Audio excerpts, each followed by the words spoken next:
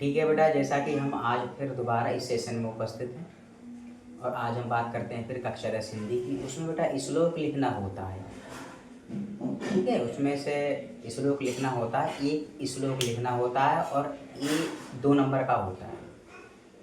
लेकिन शर्त उसकी ये होती है कि क्या बोलते हैं, जो इस पाठ्य पुस्तक में ना आया हो। किसके? जो पेपर है आपका, ऐसा नहीं कि आपको जो पेपर में आया वही लिख दिया, नहीं, जो इस प्रश्न पत्र में ना आया हो वो श्लोक लिखना है। और ये प्रश्न नंबर बेटा कैमा होगा, ये 7वां प्रश्न नंबर है, प्रश्न संख्या 7, ठीक है, 7।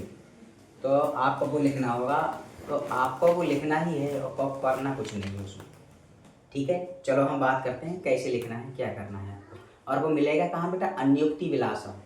अन्योक्ति विलासा संस्कृत खंड है, उसमें क्या बोले इसके सब श्लोक मिल जाएंगे आपको। उसमें से कोई 2 याद कर लीजिए, एक तो इसमें देगा ही, किसमें, परीक्षा में, और एक आप एक्स्ट्रा याद कर लीजिए। तो 2 में से एक ने फंस जाएगा। वो पूछता है अपनी पाठ्य पुस्तक कौन सी, संस्कृत खंड में कंटेस्ट किए गए कोई एक श्लोक लिखिए जो इस प्रश्न पत्र में ना आया हो। ऐसे लिखना है, ये नहीं कि जो पेपर में है वही आपने लिख दिया तो नंबर नहीं मिलेंगे, आपकी मेहनत भी खराब जाएगी, बेकार होगी, कोई फायदा नहीं उससे।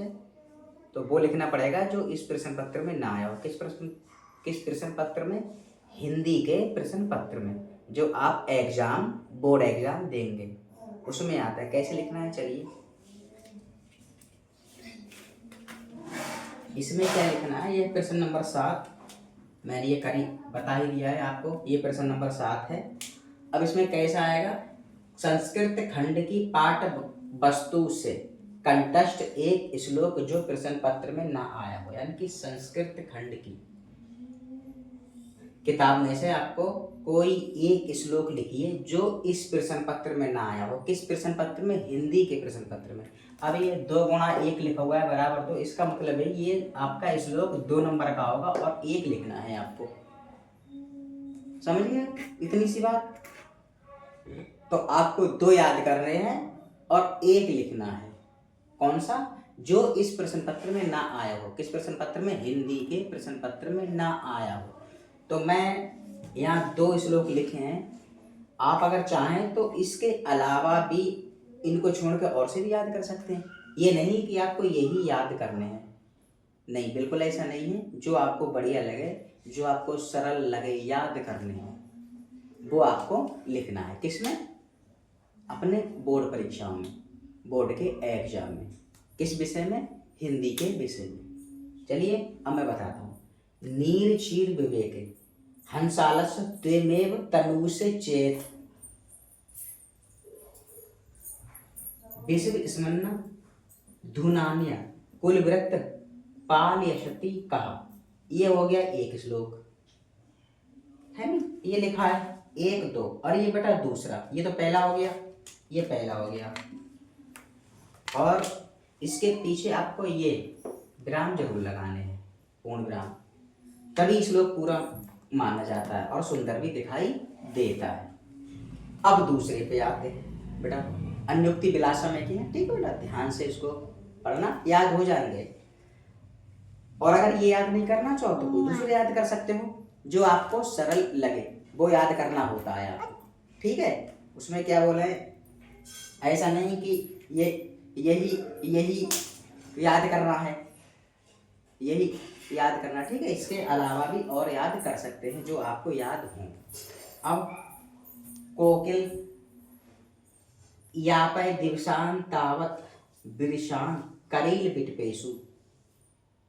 अब यार स्मरणी लद लिमाल कोसपी रसाल समुल सती, ये बेटा हो गया कौन सा, ये 2 श्लोक हो गए आपको, ये और ये 1 हो गया, और ये 1 हो गया, ठीक है। ये 1 और ये 1 हो गया, आपको याद करना है। लेकिन विराम जरूर लगाना है, क्या, पूर्ण विराम जरूर लगाना है, तो ये सुंदर भी लगते हैं और श्लोक हमारा पूरा होगा। तो ये तो आपके 2 नंबर क्लियर हो गए, ठीक है। अब आपको ढूंढेंगे कैसे, कि सर नहीं मिलता है, कुछ बच्चों का सवाल होता है कि सर ये नहीं मिलते हैं, किस किताब में से ढूंढने पड़ेंगे। तो मैंने बताया नहीं कि बेटा आपके हिंदी सिलेबस में संस्कृत की एक बुक होगी, ठीक है, तो उसमें उस किताब में अन्योक्ति विलासा नामक पाठ देखिए, उसमें ये सारे श्लोक हैं। और मैं दोबारा फिर बता रहा हूँ कि ये ऐसा नहीं कि यही लिखना है आपको, नहीं, इसके अलावा भी अगर आपको याद करने में या समझने में इनसे कोई आसान लगे तो आप वो याद कर सकते हैं, ऐसी कोई दिक्कत नहीं है, ऐसी कोई बाध्यता नहीं है कि आपको यही याद करना है, नहीं, बिल्कुल नहीं। लेकिन दो याद करना पड़ेंगे, दो में से हो सकता है जो याद करा हुआ हो एक उसमें से आपके प्रश्न पत्र में दे दे जो आपके एग्जाम होगा, तो एक तो बचेगा ही, एक तो एक्स्ट्रा रह ही जाएगा आपके पास, तो आप वो लिख दीजिए। ये नहीं कि एक याद करनी है और हो सकता है वो याद किया हुआ एग्जाम में आ जाए, सारी मेहनत आपकी खराब हो गई।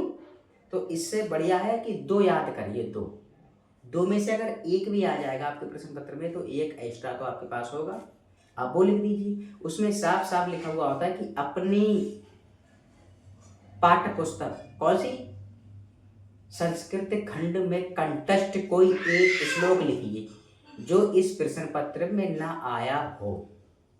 बकायदा उसकी शर्त होती है, ऐसा नहीं कि आप जो प्रश्न पत्र में आया वही लिखने आए, तो नहीं, उस लिख दोगे आप, लेकिन उसका नंबर आपको कोई मिलने वाला नहीं है।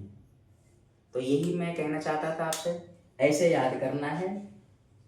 और ये ना समझे कि आपको इसकी संदर्भ सहित व्याख्या करनी पड़ेगी, नहीं, आपको श्लोक लिखना होता है। ये संदर्भ सहित व्याख्या तो आगे आपको पढ़ाएंगे कि कैसे आपको व्याख्या करनी है, कैसा संदर्भ लिखना है, किसका, संस्कृत का।